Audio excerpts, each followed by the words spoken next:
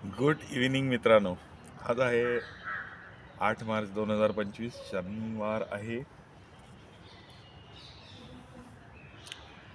काही गोष्टी तुम्हाला सांगितल्याच नव्हत्या, त्या विसरलो होतो मी.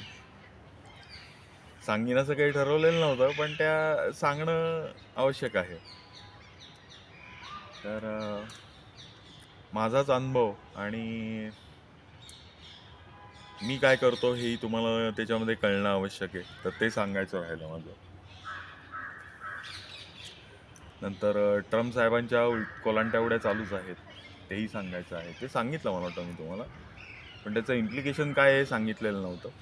तर ते इम्प्लिकेशनही मला त्यावेळेस कळलं नव्हतं, पण आता कळलं. खोटं बोलतं एवढं नक्की माहीत होतं, हेही सांगतो. तर पहिली गोष्ट म्हणजे काही दिवसापूर्वी मार्केट पडण्याची शक्यता आहे हे जेव्हा लक्षात आलं की बऱ्यापैकी पडेल आता, तेव्हा मी म्हणजे सगळे शेअर विकले. सगळे, एखाद दुसरा नाही विकला, पण जवळजवळ सगळे शेअर विकले आणि लगेच दुसऱ्या तिसऱ्या दिवशी परत सगळे विकत घेतले. त्यामुळे माझा प्रॉफिट बुक झाला. तर याच्यामध्ये दुर्दैवाने बराचसा शॉर्ट टर्म प्रॉफिट होता. आता झाली पंचायत की प्रॉफिट तर बुक केला आहे, पण विकायचे नसताना विकलेत आणि शॉर्ट टर्म प्रॉफिटही झालेला आहे. म्हणजे 20% टॅक्स येणार त्याच्यावर. आता काय करायचं? तर माझ्या लकीली मार्केट पडलं. हे दुर्दैवाची गोष्ट आहे खरं, पण पडलं मार्केट. तर मार्केट पडलंय म्हटल्यानंतर म्हटलं बरं झालं, आपल्या पथ्यावर पडलं. आणि आता आपण म्हणलं थोडं थोडं थोडं थोडं विकू माल आणि लॉस बुक करू आणि परत शेअर्स विकत घेऊ. तर आपले टुकू म्हणजे 500 शेअर ज्याचे आहेत, उगीच आपले 10 विकायचे आणि जो भाव मिळणार नाही अशा भावाला लावून ठेवायचे. पुढं 1 रुपयावर किंवा 2 रुपयावर, 5 रुपयावर असे करून लावून ठेवायचे. दिवसाच्या सुरुवातीलाच लावून ठेवायचे. खरं जीटीटी करायचा होता, पण म्हणलं हे होणारच नाही तर कशाला जीटीटी करत होता.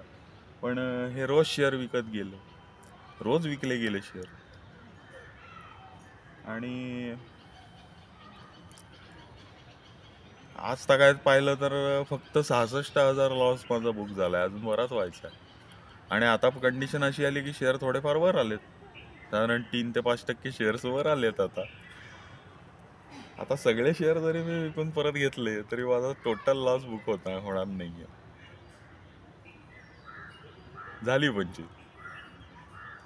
कारण आता जर का परत शेअर पडलं आणि तेही 31 मार्चच्या आत पडलं तरच काहीतरी होप्स आहेत त्याच्यामध्ये. पडेल, अगदी 31 मार्चच्या आत पडेलच असं नाही, पण महिन्याभरात पडेल हे नक्की आहे. माझा अंदाज खरा ठरला तर साधारणतः 22-23 मार्चपर्यंत मार्केट पडायला सुरुवात होईल.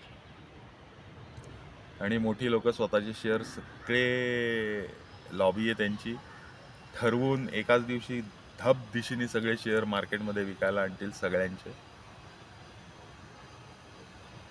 आणि तेही विकताना अशी गंमत करतात की ज्यावेळेस असं तुम्हाला वाटलं पाहिजे अरे आपल्याला हा शेअर किती स्वस्तात मिळतोय, अशी परिस्थिती ज्या वेळेस निर्माण होते त्यावेळेस ते विकतात. तर होप्स तशी परिस्थिती लवकर येईल. ही रिटेलर्सच्या दृष्टीने दुर्दैवाची गोष्ट आहे. रिटेलर्सना या गोष्टी समजत नाहीत. ट्रेडर्स तर ह्या दिवशी हमखास झोपतात. त्यातले बरेच जण न उठण्याकरताच झोपतात. परत कधीही शेअर बाजाराचं नाव काढत नाहीत. आणि हीच मंडळी असतात शेअर बाजारामध्ये तोटा होतो, फसतो असं बोंबलत फिरतात. एक तर स्वतःला काही माहीत नसताना याच्यात उतरलेली असतात आणि ट्रेडिंगमध्ये उतरलेली असतात, ऑप्शन्समध्ये उतरलेली असतात आणि त्यातलं ओ का ठो त्यांना माहिती नसतं की काय खेळी असते काय नसते. आणि मग हारणारच ना माणूस, पैसे घालवणारच ना. ते जुगार झाला, सट्टा झाला तो.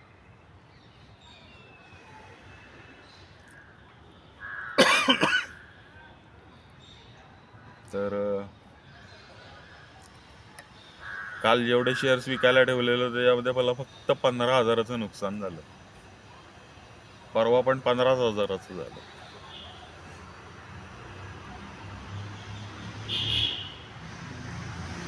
त्याच्यामुळे बहुतेक शॉर्ट टर्म कॅपिटल गेन्स मला बऱ्यापैकी भरावा लागेल असं मला वाटतंय, जर मार्केट पडलं नाही तर. मार्केट पडलं तर मिळेल परत चान्स.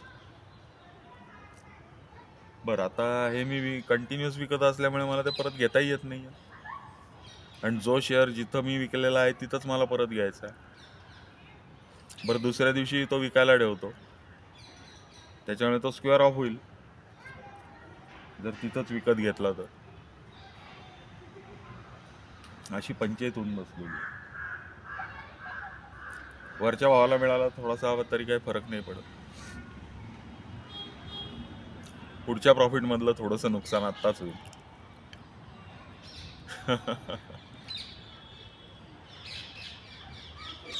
तर मित्रांनो, लक्षात ठेवा, तुम्हाला जर का शॉर्ट टर्म लॉस होत असेल तर त्याच्यावर इन्कम टॅक्स भरण्यापेक्षा तुमचं इन्कम हे इन्कम टॅक्स लिमिटच्या आत जरी असलं, आत्ताची लिमिट 7 लाख आहे, त्याच्या आत जरी इन्कम असलं तरी त्या इन्कमचा आणि ह्या शॉर्ट टर्म कॅपिटल गेन्सचा काहीही संबंध नाही. तुमचं इन्कम अगदी शॉर्ट टर्म कॅपिटल गेननी 1 लाख रुपये जरी झालेलं असलं तरी त्या 1 लाखावर तुम्हाला 20,000 रुपये टॅक्स भरावा लागेल. हे लक्षात घ्या. इन्कम टॅक्स लिमिट भरपूर आहे आणि मला 2-4 लाखच प्रॉफिट झालेला आहे, माझा अदर इन्कम मिळवून सुद्धा 7 लाख होत नाहीत असं जे म्हणतात त्यांना इन्कम टॅक्सची नोटीस घरी येईल, कारण हे हल्ली लपलं जात नाही. कुठलं तरी इन्कम टॅक्सचं एक पान असतं, काय IAS का काय मला नाही माहिती, तर त्या पानावरती सगळं लेखाजोखाच येत असतो, तुम्ही काय काय केलं आणि काय काय नाही. आणि ते इन्कम टॅक्सलाही दिसतं. आपल्यालाही ते पान आपल्या इन्कम टॅक्सच्या वेबसाईटवरती आपल्या अकाउंटला आपल्याला ते पान मिळतं. त्याच्यावरचा अर्थात लेखाजोखा हा 100% मॅच होईलच अशातला भाग नाही, थोडंफार इकडं तिकडं होतं. त्याच्यामुळे आपल्या अकाउंटप्रमाणे जाणं जास्ती चांगलं असतं. ब्रोकर अकाउंट, बँकेचे अकाउंट हे सगळं टॅली करूनच जाणं योग्य असतं. पण लक्षात घ्या, तुम्हाला जर का शॉर्ट टर्म प्रॉफिट झालेला असेल तर त्याच्या against short term loss book करायला विसरू नका. शॉर्ट टर्म लॉस बुक करायचा म्हणजे काय, समजा तुम्हाला 1 लाख रुपये प्रॉफिट झालेला आहे तर त्या अगेन्स्ट 1 लाख लॉस होईल एवढे शेअर्स तुम्हाला विकायचे आहेत, आणि तेही शॉर्ट टर्ममधले विकायचे आणि लॉस होणारे विकायचे आहेत. तर हे दोन्ही वजावट होते आणि तुम्हाला 0 टॅक्स भरावा लागतो. आणि हे विकल्यानंतर त्याच दिवशी ते शेअर परत विकत घेऊ नका, दुसऱ्या दिवशी विकत घ्या किंवा दुसऱ्या ब्रोकरकडे घ्या. आता मी प्रत्येक ब्रोकरकडे एक एकच शेअर ठेवलेला असल्या कारणाने, म्हणजे सोनं चांदी सगळ्यांकडे माझं इक्वल आहे, आणि ETF मधला प्रत्येक ब्रोकरकडे एक एक ETF ठेवलेला आहे वेगवेगळ्या. प्रत्येक ब्रोकरकडे एक एक शेअर मी वेगळा ठेवतो. ह्याचं कारण म्हणाल तर तसं काही कारण नाही आहे. आपले शेअर सेफ असतात, CDSL किंवा NSDL कडे असतात, तसं काही कारण नाही आहे.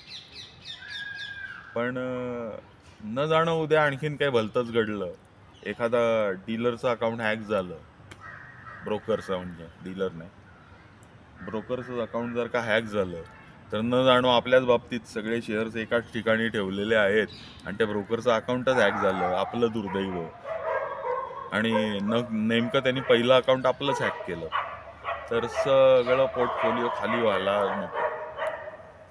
त्या दृष्टिकोनातनं वेगवेगळ्या ब्रोकर्सकडे वेगवेगळं, काही बिघडत नाही. थोडेफार मेंटेनन्स चार्जेस जातात दरवर्षाचे, जाऊन दे, त्यांनी काय फार मोठा फरक पडतो अशातला भाग नाही.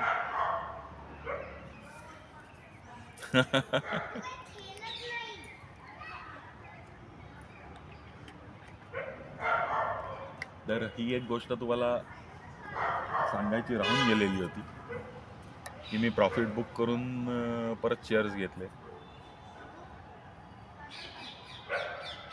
आणि त्या नादामध्ये शॉर्ट टर्म कॅपिटल गेन्स झाले. ते कव्हर करण्याकरता आता माझी धडपड चाललेली आहे. लोक वेड्यात काढत असतील मला, या माणूस काय लॉस घेण्याकरता धडपडतोय. अरे पण इन्कम टॅक्स भरण्यापेक्षा लॉस घेतलेला बरा नाही का? बरं तो शेअर परत दुसऱ्या दिवशी घ्यायचाच आहे. आपल्याला काही तर शेअर सोडायचा नाहीये. सॉरी. बरं, हा एक प्रकार झाला. दुसरा तुम्हाला सांगायचंच राहून गेलं माझं लक्षात. कधी कधी येत होतं, पण एक्झॅक्टली एक नुसतं बघितलं तर त्या क्षणापुरतं लक्षात होतं, नंतर विसरून जात होतो मी जे तुम्हाला हेजिंगचं सगळं वर्णन करून सांगितलं आहे एका व्हिडिओत, 2-4 दिवसापूर्वीच्या व्हिडिओमध्ये हेजिंग कसं करावं ते तुम्हाला शिकवलं आहे, पूर्ण शिकवलेलं आहे.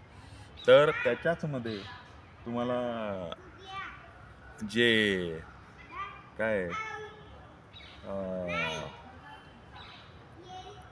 किती 0.65% आपल्याला 20 लाखाकरता जर घेतलं, म्हणजे 20 लाखाचा पोर्टफोलिओ असेल तर 0.65 येत होतं. 5 लाखाला ते 2.6% जात होतं हेजिंगची कॉस्ट, म्हणजे थोडक्यात इन्शुरन्सची कॉस्ट.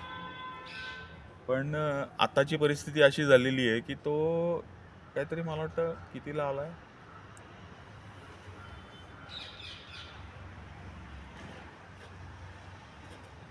मला वाटतं किती 7,200 का 9,200ला आलेला आहे. म्हणजे मी जे तुम्हाला 13,000ची कॉस्ट सांगत होतो त्या जागी तुम्हाला 7,200च टाकायचे हेजिंगसाठी. म्हणजे 5%ला तुम्हाला 1.44% एवढीच कॉस्ट पडणार आहे. 5 लाख तुमचा पोर्टफोलिओ असेल तर. 10 लाख असेल तर तुम्हाला 0.72% पडणार आहे. आणि 20 लाखाची जर का 20 लाखाचा पोर्टफोलिओ असेल तुमचा, तर तुम्हाला जवळजवळ 0.36% एवढी कमी इन्शुरन्स कॉस्ट पडल्यासारखी होणार आहे. आणि मार्केट माझ्या अंदाजाने तर पडणार आहे, हे तर नक्की आहे. एकदा ड्रॅस्टिक म्हणता नाही येणार, पण पडणार आहे. आणि मुख्य म्हणजे कॉस्ट कमी झाली तरी आपला त्याच्यातला जो रेशो आहे फायदा तोट्याचा, हा कुठेही कमी जास्त होत नाही, तो तेवढाच राहतो. कारण शेवटी ते प्रिन्सिपल आहे, ते प्रिन्सिपल जागेवरच राहतं. त्या इन्स्ट्रुमेंटची कॉस्ट त्याच्यामध्ये फरक पडलेला आहे. त्याच्यामुळे कुठंही तुम्हाला मिळणाऱ्या प्रॉफिट किंवा लॉसमध्ये तुम्हाला कुठलाही फरक दिसणार नाही. त्याच्यामुळे जरूर हेजिंग करा. माझा हेजिंगचा व्हिडिओ पूर्ण बघा आणि हेजिंगच्या कामाला लागा. आणि मी तर म्हणेन घ्याच. म्हणजे तुमचा पोर्टफोलिओ 20 लाख आणि जास्ती असेल ना, तर 0.36% हे जवळजवळ ₹0 किंमत झाल्यासारखी आहे. आणि त्याच्यामध्ये जर का तुमचा पूर्ण लॉस कव्हर होत असेल तर नक्कीच विकत घ्या. संपूर्ण लॉस कव्हर होतं. अर्थात हा कसा कव्हर होतो हे मी त्या व्हिडिओमध्ये सगळं सांगितलं, की जर मार्केट 19,000पर्यंत पडलं तर तुमचा फुल लॉस कव्हर होत नाही. जर पोर्टफोलिओ मोठा असेल तर 5 लाखाचा पोर्टफोलिओ असेल तर फुल्ली कव्हर्ड आहे. त्याच्यापेक्षा जास्तीच प्रॉफिटच होईल लॉस झाला. म्हणजे निफ्टी पडला तर तुम्हाला प्रॉफिट होणार आहे. तुमचे शेअर्स तेवढे पडलेले नसतील, चांगले असतील शेअर्स तर. आणि 10 लाखाचं असतील तर तुम्हाला साधारणतः 20,000ला निफ्टी आलं तर तुम्हाला प्रॉफिट चालू होतं. आणि जर त्याच्यापेक्षा मोठा जर का तुमचा पोर्टफोलिओ असेल 20 लाखापर्यंत, 10 ते 20 लाख, तर त्याच्यामध्ये तुम्हाला 19,000पासनं 19,000ला निफ्टी आला तर तुम्हाला प्रॉफिटमध्ये आहेत तुम्ही. 19,000, 18,000, 17,000, 16,000 गेला तर प्रॉफिटमध्ये आहात. आणि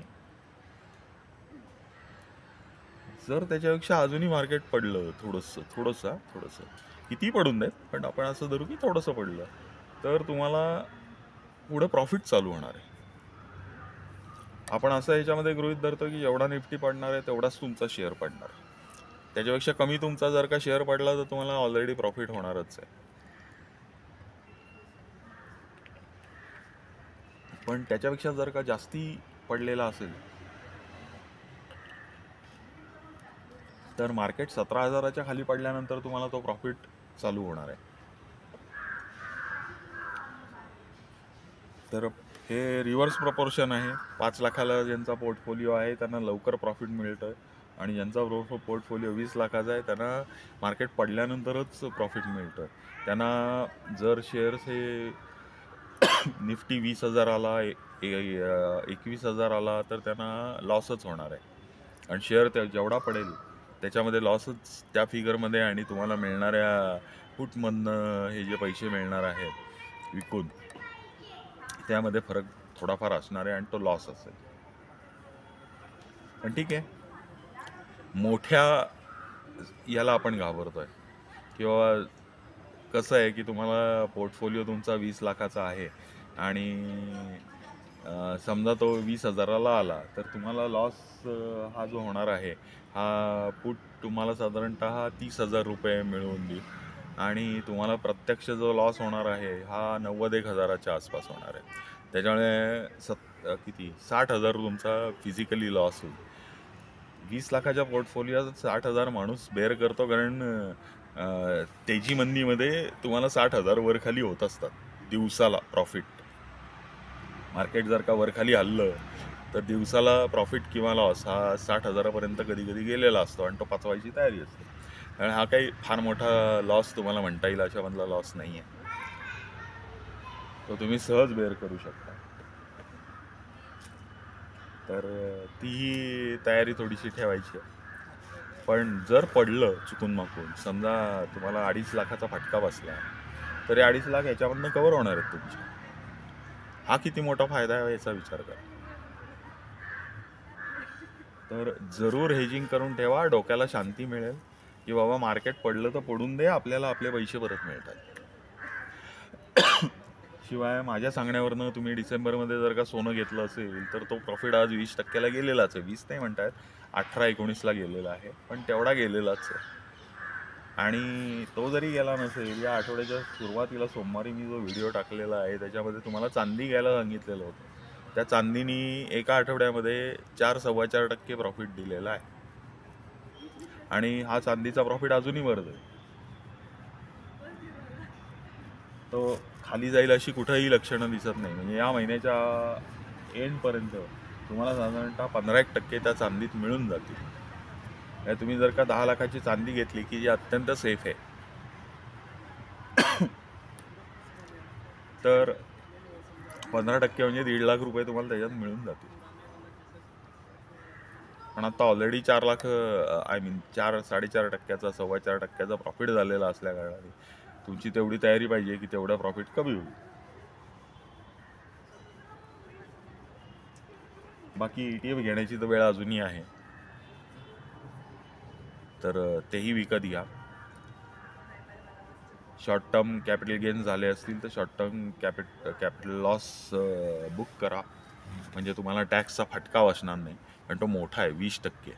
म्हणजे छोटा असतं तर ठीक आहे, कुठंतरी 1-5% वगैरे असतं तर ठीक होता, पण 20% हा जबरदस्त फटका आहे. म्हणजे तेवढा आपण त्याच्यामध्ये पैसे गुंतवून इन्व्हेस्टमेंट करूनही आपण कमवत नाही तेवढं सरकार कमवत आहे. तर त्या दृष्टिकोनात लॉस बुक करा. अजूनही आपल्या हातात 22 दिवस आहेत. 22 नाही म्हणतायत, मार्केट उद्या 9, परवा 10 तारखेपासून म्हणजे 21 दिवस आहेत हातामध्ये. 21 दिवसामध्ये 3 आठवडे मार्केट चालू आहे, म्हणजे 5 ते 15 दिवस आहेत आपल्या हातात. कदाचित 31 तारखेला वगैरे सोमवार वगैरे असेल तर आपल्याला 30-31 तारीख जर का सोमवार मंगळवार वगैरे असेल तर आपल्याला एखादा दिवस अजून ॲडिशनल वेळ 15-16 दिवस आहेत आपल्याकडे. तर लक्षात घ्या आणि सगळ्या गोष्टी सांगितलेल्या प्रकारे चालू ठेवा. लक्ष ठेवा शेअर मार्केटकडे.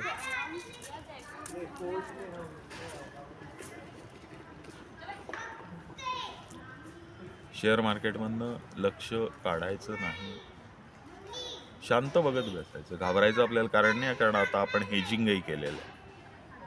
ज्यांनी केलं नसेल त्यांनी लगेच करून टाका, आणि एवढ्या स्वस्तात परत हेजिंग तुम्हाला मिळेल की नाही मिळेल हे सांगता नाही. आता कदाचित मार्केट वर जात आहे, अजूनही स्वस्तात सुद्धा हेजिंग येईल, पण माझ्या मते हे मार्केट पडणार आहे म्हणजे आहे. आत्ताचं हे हुलकावणी देणं, जे लॉबी एकत्र येऊन जे काम करते आत्ता, ते तुम्हाला हुलकावणी देत आहेत, ते तुम्हाला खोटी आशा दाखवत आहेत की मार्केट वर जात आहे, आता परत गुंतवायला हरकत नाही, म्हणून धपा धपा धपा धपा लोक पैसे गुंतवतील आणि जसजसं मार्केट वर जाईल तसतसं आणखीन लोक त्याच्यामध्ये पैसे टाकतील आणि पीकला प्रचंड पैसे लोक टाकतील आणि त्यावेळेस ही ही सगळी मोठी देंड, ही मोठी लोक सगळी अख्खी लॉबी असते, ती लॉबी सगळे त्यांच्याकडचे शेअर तुमच्या गळ्यात टाकून ते प्रॉफिटमध्ये निघून जातील. त्यावेळेस मार्केट मोठ्या प्रमाणावर पडलेलं असेल. तर ही वेळ फार दूर आहे असं मला वाटत नाही आहे. तर बघा, तुम्ही लक्षात घ्या.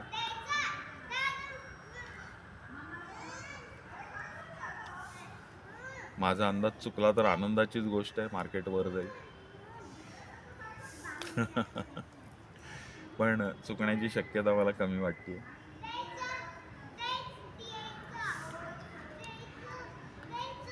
पडणारच आहे, 15 दिवसात पडेल असा माझा अंदाज आहे. बघू, आपण वाट बघू. पण जर तुम्हाला शेअर्स पडलेल्या भावात आत्ता मिळत असतील आणि तुमचे 75% शेअर्स घेऊन झालेले नसतील तर जरूर विकत घ्या. सोनं चांदी, सोनं आता परत घसरलेलं आहे, परत विकत घ्यायला हरकत नाही आहे. तुम्हाला 84ला मिळालं तर 100% सोन्यात खरेदी करा, कारण परत या भावाला सोनं येण्याची सुतराम शक्यता नाही. मार्केटमध्ये बऱ्याच गोष्टी विचित्र चाललेल्या आहेत. सॉरी, अजून खोकला कमी झाला आहे पण गेला नाही.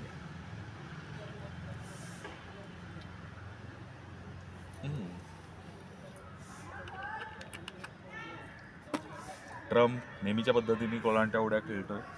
मी परवा सांगितलं तुम्हाला की त्यांनी बिटकॉइन तर ऑफिशियल करन्सी म्हणून डिक्लेअर केली, पण स्वतःच्या खिशातले पैसे न घेता गुन्हेगारांना अडकून जे पैसे त्यांनी बिटकॉइन जप्त केलेले होते तेच फक्त इन्व्हेस्ट केलेले आहेत. पदरच्या खिशातनं, म्हणजे अमेरिकेच्या खिशातनं त्यांनी एकही पैसा हा बिटकॉइनमध्ये टाकलेला नाही आणि ह्याच्यात याची खरी कोम आहे, कोम. मी सांगितलं होतं त्यावेळेस काहीतरी शिस्त आहे, मखलाशी आहे काहीतरी. मखलाशी हाच शब्द मी वापरला होता. तर ती काय नक्की गोम आहे हे नक्की उघड झालेलं नाही, पण त्याची थोडीशी हिंट मिळालेली आहे की लोकांना तो दाखवणार की हे बिटकॉइनमध्ये पैसे गुंतवायचे आहेत. अमेरिकेची ऑफिशियल करन्सी बिटकॉइन आहे आणि कुठंतरी सोन्यामध्ये घोटाळा झालेला आहे, गोंधळ झालेला आहे. त्याच्यामुळे सोनं हे करन्सी आणेल, चांदी कदाचित करन्सी आणेल आणि लोकांना मात्र शेवटपर्यंत दाखवत राहील की बिटकॉइन बिटकॉइन बिटकॉइन. सगळेजण मग बिटकॉइन म्हणून नाचत बसतील, बिटकॉइनच्या मागे पिंगा घालतील आणि हा सोनं विकत घेत राहील. आत्ता सध्या बरंचसं सोनं अमेरिकेकडे वळत आहे. लंडनमधनं डायरेक्ट अमेरिकेलाच चाललेलं आहे सोनं. तर सगळेजण बिटकॉइनच्या मागे लागतील आणि हा स्वतःची तुंबडी सोन्याने भरत राहील आणि ज्या दिवशी डिक्लेअर करेल त्या दिवशी सोन्याचा भाव कदाचित तो $4,000 पर औंस असं डिक्लेअर करण्याची शक्यता नाकारता येत नाही, अशी शक्यता आहे. तर ही गोम असण्याची शक्यता वाटते. बघू, बाकी थोड्या दिवसांनी सगळं पिक्चर क्लिअर होणारच आहे. चला, आता परवा भेटू. अंधार पडलाय पूर्ण, त्यामुळे मी फारसं दिसतही नसणार आहे याच्यामध्ये. सॉरी. परवा भेटू. उद्यापासून आपण एक नवीन विषयाला सुरुवात करतोय, फूड ॲज मेडिसिन. शक्य असेल तर उद्या माझा व्हिडिओ सकाळीच येईल. बघून घ्या. एका चांगल्या विषयाला मी हात घालतोय. माझ्या स्वानुभवावर आणि लोकांना आलेल्या अनुभवावरती, की जे आपल्या आजूबाजूला आहेत, पुण्या मुंबईची लोक आहेत, त्यांना आलेले अनुभव, ह्याच्यावरनं मी सुरुवात करणार आहे आणि अख्ख्या भारतभर आणि नंतर अख्ख्या जगात आलेल्या लोकांना अनुभव, हे वेगवेगळ्या डॉक्टरांचे काय काय अनुभव आहेत हे मी तुम्हाला सांगणार आहे. ह्या डॉक्टरांनी फूड ॲज मेडिसिन ह्याच्यावरती नैसर्गिकरित्या चक्र चालू ठेवून तुम्ही कशा प्रकारे बरं होऊ शकता